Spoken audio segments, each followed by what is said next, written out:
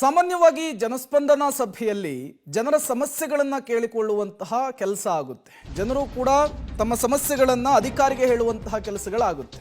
ಇಲ್ಲಿ ಕೊಪ್ಪಳದಲ್ಲಿ ಒಂದು ಜಿಲ್ಲಾ ಮಟ್ಟದ ಜನಸ್ಪಂದನ ಕಾರ್ಯಕ್ರಮವನ್ನು ಮಾಡಲಾಗಿದೆ. ಅದರಲ್ಲಿ ಡಿಸಿಗೆ ಮನವಿಯನ್ನು ಮಾಡಿದ್ದಾರೆ ಯುವಕ. ಏನಂತ?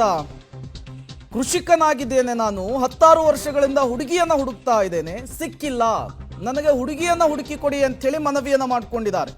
ಕೊಪ್ಪಳದ ಡಿಸಿ ನಲಿನ್ ಅತುಲ್ಗೆ ಅರ್ಜಿಯನ್ನ ಕೊಟ್ಟಿದ್ದಾರೆ ಸಂಗಪ್ಪ. ಕೊಪ್ಪಳದ ಕನಕಗಿರಿ ಪಟ್ಟಣದ ನಿವಾಸಿ. ಈತ ಮೂಲತಃ ಕೃಷಿಕರಾಗಿದ್ದಾರೆ. 16 ವರ್ಷಗಳಿಂದ ಹುಡುಗಿಯನ್ನ ಹುಡುಕ್ತಾ ಇದ್ದಾರೆ, ಹುಡುಗಿ ಸಿಕ್ಕಿಲ್ಲ. ಯುವಕನ ಮನವಿಯನ್ನ ಕೇಳಿ ಶಾಕ್ ಆಗಿದ್ದಾರೆ ಜಿಲ್ಲಾಧಿಕಾರಿ ಅತುಲ್ ಅವರು.